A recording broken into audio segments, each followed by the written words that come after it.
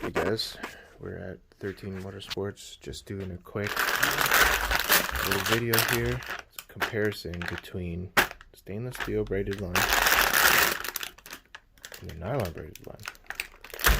So typically on a race car, you're trying to save as much weight as you can, and you can use this nylon stuff in an area where the hose is not going to get abraded too much.